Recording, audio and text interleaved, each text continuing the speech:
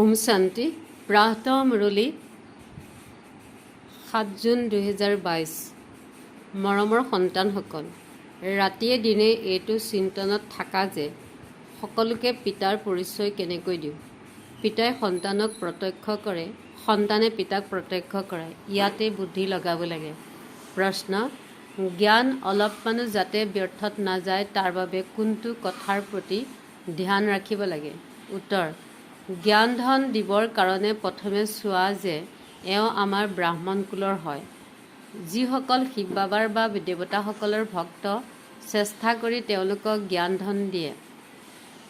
এই জ্ঞান সকলোৰে নুবুজিব, বোধগম্য তেওঁলোকৰহে হ'ব যিসকল শুদ্ধৰ পৰা ব্ৰাহ্মণ হ'বলগীয়া আছে।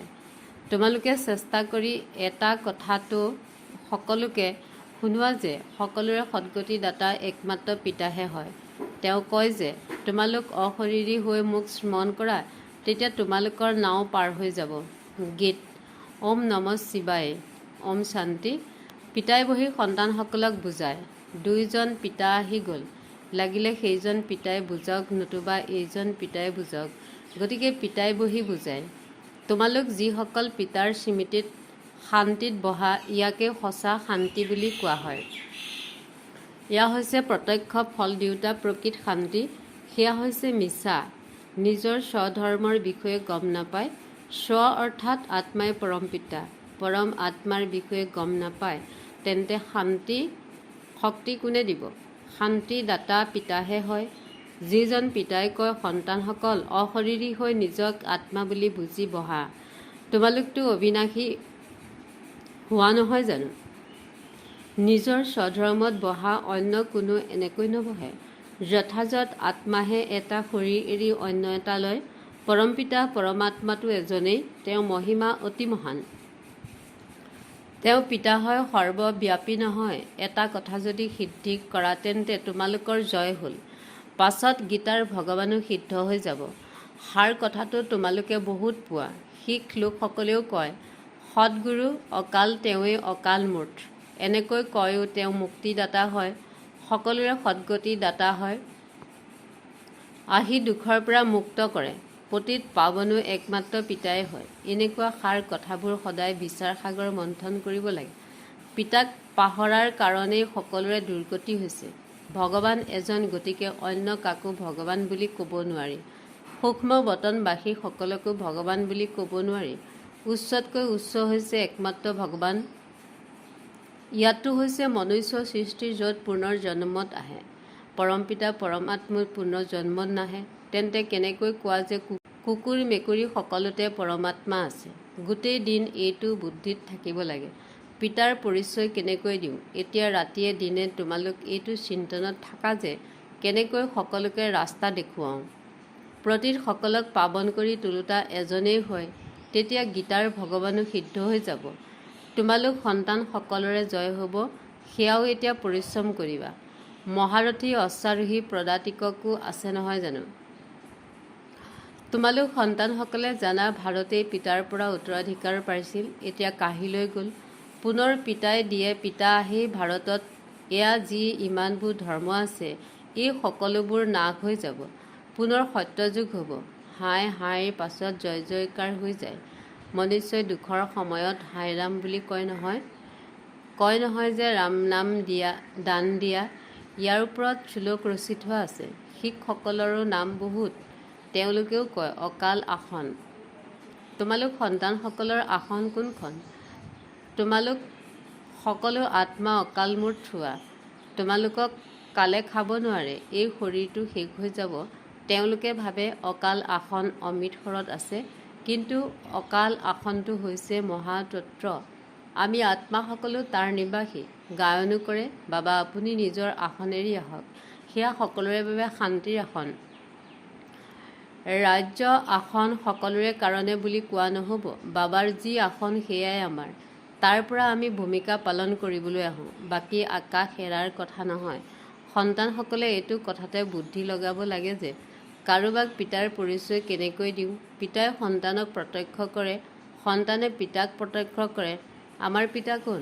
তেওঁৰ সম্পত্তি কি? যাৰ মালিক হ'মগৈ। এইটো বুদ্ধিত আছে। মুখ্য হৈছে পিতাৰ পৰিচয়। গোটেই বিভ্ৰান্তি ইয়াতেই আছে। এটা ভুলৰ কাৰণে এই নাটকখন নহয় জানো?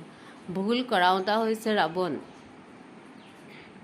সত্য যুগত তোমালোকক দেহী অভিমানী হৈ থকা আমি আত্মা, বাকী এনেকৈ নোকোৱা যে আমি পৰম পিতা পৰমাত্মাক জানো। নহয়, তাতো সুখেই সুখ। দুখত সকলোৰে চুমন কৰে। ভক্তি মাৰ্গ পূৰা হৈ গ'ল, জ্ঞান মাৰ্গ আৰম্ভ হ'ল, উত্তৰাধিকাৰ প্ৰাপ্ত হৈ গ'ল। তেন্তে ভগৱানক কিয় স্মৰণ কৰিব? কল্পই কল্পই উত্তৰাধিকাৰ প্ৰাপ্ত হয়। এই নাটকখনেই এনেকৈ ৰচি থোৱা আছে। পিতাক কোনেও নাজানে। এতিয়া তোমালোক সন্তানসকলক পিতাই পৰিচয় দিয়ে। ৰাতিয়ে দিনে বুদ্ধিত এই কথাবোৰেই চলি থাকিব লাগে। এয়া বুদ্ধিৰ কাৰণে ভোজন। কেনেকৈ পিতাৰ পৰিচয় সকলোকে দিওঁ? পিতাৰ এবাৰেই অৱতাৰ বুলি গায়ন কৰা হয়। বুজি পাই নিশ্চয় আহিব। কলিযুগৰ অন্ত সত্যযুগৰ আদি সংগ্ৰামত পণ্ডিতসকলক পাৱন কৰি তুলিবলৈ। মুখ্য হৈছে গীতা।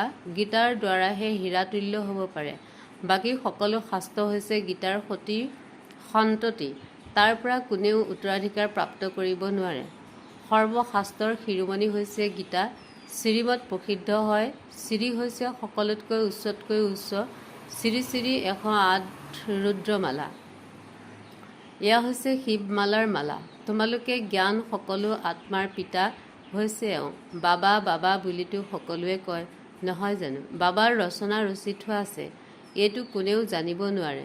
বাবাই কয়, তোমালোকক কোনো বেছি কষ্ট নিদিওঁ। কেৱল পিতাক পাহৰি যোৱাৰ কাৰণে অৱনমিত হৈছা। তেওঁক জানিব লাগে। এতিয়া তোমালোক ঘোৰ অন্ধকাৰৰ পৰা ঘোৰ আলোকলৈ আহি গ'লা। তোমালোকে জ্ঞানৰ নৃত্য কৰিব লাগে। মীৰাই কৰিছিল ভক্তিৰ নৃত্য। অৰ্থ একোৱেই নাই। ব্যাসক ভগৱান বুলি কয়। এতিয়া ব্যাসটো হৈছে পিতা, যিয়ে গীতা শুনায়। তোমালোকে যিকোনো লোককে সিদ্ধ কৰি ক'ব পাৰা, বাবা এজনেই তেওঁৰ পৰা উত্তৰাধিকাৰ প্ৰাপ্ত হয়। নহ'লেনো ভাৰতক স্বৰ্গৰ উত্তৰাধিকাৰ কোনে দিব? স্বৰ্গৰ স্থাপনা পিতাৰ অবিহনে কোনেও কৰিব নোৱাৰে। সকলোকে মুক্ত কৰাটো একমাত্ৰ পিতাৰেই কাম। পোপেও কৈছিল একতা হওক, কিন্তু সেয়া হ'ব কেনেকৈ? আমি সকলো এজনৰতো হৈছোঁ নহয় জানো? তেন্তে ভাই ভনী কেনেকৈ হওঁ? এইটো জানিব লাগে। একতা অৰ্থাৎ সকলো পিতা হৈ গ'ল। এয়াতো সকলো ভাই ভাই হয়, নহয় জানো? গোটেই জগতে কয়, হে ঈশ্বৰ পিতা দয়া কৰক। তেন্তে নিশ্চয় কোনোবাই নিৰ্দয়তা কৰি আছে। এইটো নাজানে যে নিৰ্দয়তা কৰোঁতাজন কোন? দয়া কৰোঁতাজন হৈছে একমাত্ৰ পিতা। নিৰ্দয় হৈছে ৰাৱণ, যাক জ্বলাই আহিছে, কিন্তু নজ্বলে। শত্ৰুৱে যদি মৰি যায় তেন্তে জানো বাৰে বাৰে জ্বলাব? কোনেও এইটো গমেই নাপায় যে এয়া কি সাজি থাকে। আগতে তোমালোকে ঘোৰ অন্ধকাৰত আছিলা, এতিয়াতো নাই নহয়। গতিকে মনুষ্যক কেনেকৈ বুজোৱা যায়? ভাৰতক সুখধাম কৰি তোলোতা একমাত্ৰ পিতাহে হয়। বাবাৰেই পৰিচয় দিব লাগে। এইটো বুজোৱা হয়, কিন্তু সকলোৰে নুবুজিব। বুজিব তথাপিও তোমালোকে যিসকল শুদ্ধৰ পৰা ব্ৰাহ্মণ হ'বলগীয়া আছে, বাবাই কয়, যিসকল মোৰ ভক্ত আছে চেষ্টা কৰি তেওঁলোককহে জ্ঞান দিয়া। জ্ঞান ধন ব্যৰ্থত নেহেৰুৱাবা। দেৱতাসকলৰ ভক্তটো নিশ্চয় দেৱতা কুলৰ হ'ব। উচ্চতকৈ উচ্চ হৈছে একমাত্ৰ পিতা। সকলোৱে তেওঁক স্মৰণ কৰে। এওঁতো শিৱ বাবা হয়, নহয় জানো? পিতাৰ পৰাতো উত্তৰাধিকাৰ ল'ব লাগে। যিসকলে কিবা ভাল কাম কৰি যায় তেতিয়া তেওঁলোকক পূজা কৰা হয়। কলিযুগত কাৰো দ্বাৰা ভাল কাম নহ'বই, কিয়নো ইয়াত আছেই আসুৰী ৰাৱণমত। সুখ ক'ত? কিমান ভালদৰে পিতাই বুজায়, কিন্তু কাৰোবাৰ বুদ্ধিত তেতিয়াহে ধাৰণ হ'ব যেতিয়া পিতাৰ পৰিচয় দিবা। এওঁ পিতাও হয়, শিক্ষক সদ্গুৰুও হয়। এওঁ কোনো পিতা শিক্ষক নাই। পোনপ্ৰথমে হৈছে মাতা পিতা, তাৰ পাছত শিক্ষক আৰু তাৰ পাছত সদ্গতিৰ কাৰণে গুৰু। এইটো আচৰিত কথা যে বেহদৰ পিতা এজনেই পিতা, শিক্ষক আৰু সদ্গুৰু হয়। তোমালোকে জানা সেইজন পিতা উচ্চতকৈও উচ্চ হয়। তেওঁৱেই ভাৰতক স্বৰ্গৰ উত্তৰাধিকাৰ দিওঁতা হয়। নৰকৰ পাছত হয়েই স্বৰ্গ। নৰকৰ বিনাশৰ কাৰণে বিনাশৰ জুই নিৰ্গত হৈ আছে। হোলিকাত ধেমেলীয়া নাটক কৰে নহয়। সোধে স্বামীজী, এওঁ পেটৰ পৰা কি ওলাব? যথাযথ দেখিবলৈ পোৱা যায় ইউৰোপবাসী যাদৱসকলৰ বুদ্ধিৰে বিজ্ঞানৰ কিমান আৱিষ্কাৰ হয়। তোমালোকে চেষ্টা কৰি এটা কথাৰ ওপৰতে বুজাব লাগে। সকলোৰে সদ্গতিদাতা এজন পিতা আহেই ভাৰতলৈ। গতিকে ভাৰত সকলোতকৈ ডাঙৰ তীৰ্থ হৈ গ'ল। এনেকৈ কয়ো যে ভাৰত প্ৰাচীন আছিল, কিন্তু বুজি নাপায়। এতিয়া তোমালোকে বুজি পোৱা যি প্ৰাচীন হৈছে সেয়া পুনৰ হ'ব। তোমালোকে ৰাজযোগ শিকিছিলা, সেয়াই পুনৰ শিকা। বুদ্ধিত আছে এই জ্ঞান বাবাই কল্পই কল্পই দিয়ে। শিৱৰো অনেক নাম ৰাখিছে, বাবুলনাথৰো মন্দিৰ আছে, কাঁইটক ফুল কৰি তুলিছে, সেয়েহে বাবুলনাথ বুলি কয়। এনেকুৱা বহুত নাম আছে যাৰ অৰ্থ তোমালোকে বুজাব পাৰা। গতিকে পোনপ্ৰথমে পিতাৰ পৰিচয় দিয়া, যাক সকলোৰে পাহৰি আছে। প্ৰথমে পিতাক জানা, তেতিয়া বুদ্ধিৰ যোগসূত্ৰ স্থাপন হ'ব। পিতাৰ পৰা উত্তৰাধিকাৰ ল'ব লাগে। মুক্তি ধামৰ পৰা পুনৰ জীৱন মুক্তি ধামলৈ যাব লাগে। এয়া হৈছে পতিত জীৱন বন্ধন। বাবাই কয়, সন্তানক অশৰীৰী হোৱা, অশৰীৰী হৈ পিতাক সুমন কৰা। ইয়াৰ দ্বাৰাহে নাও পাৰ হ'ব। সকলো আত্মাৰ পিতা তেওঁ এজনেই। পিতাৰ আদেশ হৈছে মোক সুমন কৰা, তেতিয়া যোগৰ দ্বাৰা বিকৰ্ম বিনাশ হ'ব। অন্তিমৰ স্থিতি অনুসৰিয়ে গতি হৈ যাব। আমি পুনৰাই উভতি যাব লাগে। যিমান সম্ভৱ সোনকালে যাওঁ, কিন্তু সোনকালেতো যাব নোৱাৰে। উচ্চ পদ পাবলৈ হ'লে বাবাক স্মৃতিত ৰাখিব লাগে। আমি এজন পিতাৰ সন্তান। এতিয়া পিতাই কয়, মন মনা ভৱ আত্মা বুলি বুজি মোক সুমন কৰা। কৃষ্ণই জানো কয়, কৃষ্ণ ক'ত আছে? এওঁতো পিতা হয়। পৰম পিতা পৰমাত্মা প্ৰজাপিতা ব্ৰহ্মাৰ দ্বাৰা স্থাপনা কৰে, তেন্তে নিশ্চয় ইয়াত থাকিব লাগে। এয়া হৈছে ব্যক্ত পতিত সৃষ্টি, সেইখন হৈছে পাৱন সৃষ্টি। পতিত সৃষ্টিত কোনো পাৱন থাকিব নোৱাৰে। বৃক্ষজোপাত চোৱা, ওপৰত থিয় হৈ আছে, আৰু এয়া তলত তপস্যাত ব্ৰহ্মা বহি আছে। এওঁৰেই চেহেৰা সূক্ষ্মবতনত দেখা পোৱা যায়। এওঁ গৈ ফৰিষ্টা হয়। শ্ৰীকৃষ্ণই এই সময়ত শ্যামবৰণীয়া নহয় জানো? প্ৰথম কথাটি যেতিয়ালৈকে বুজোৱা নহয় তেতিয়ালৈকে একো নুবুজিব। এই ক্ষেত্ৰতে পৰিশ্ৰম হয়। মায়াই ততালিকে পিতাৰ স্মৃতি পাহৰাই দিয়ে। নিশ্চয়েৰে লিখেও যথাযথ মই নাৰায়ণৰ পদ পাম, তথাপিও পাহৰি যায়। মায়া বৰ শক্তিশালী। মায়াৰ ধুমুহা যিমানেই নাহক, কিন্তু অস্থিৰ হ'ব নালাগে। সেয়া হৈছে অন্তিমৰ স্থিতি। মায়াই শক্তিশালী হৈ বুজিব। ছাগলীৰ দৰে হ'লে তেন্তে তেওঁক ততালিকে বাগৰাই দিব। ভয় খাব নালাগে। বৈদ্য লোকসকলে কয়, প্ৰথমে গোটেই বেমাৰ বাহিৰলৈ ওলাব, মায়াৰ ধুমুহাও বহুত আহিব। যেতিয়া তোমালোক পৰিপক্ক হৈ যাবা, তেতিয়া মায়াৰ চাপ কম হৈ যাব। বুজি পাব এতিয়া আৰু এওঁক অস্থিৰ নহয়। বাবাহে আহি পাথৰ বুদ্ধিৰ পৰা পাৰস বুদ্ধি কৰি তোলে। এয়া অতি ৰমণীয় জ্ঞান। ভাৰতৰ প্ৰাচীন ৰাজযোগ বুলি গায়ন কৰা হয়। এইটো তোমালোকে জানা। ভাল বাৰু। অতি মৰমৰ কল্পৰ পাছত পুনৰাই লগ পোৱা সন্তানসকলৰ প্ৰতি মাত পিতা বাপ দাদাৰ স্নেহপূৰ্ণ সুমন আৰু সুপ্ৰভাত। আত্মিক পিতাৰ আত্মিক সন্তানসকলক নমস্কাৰ।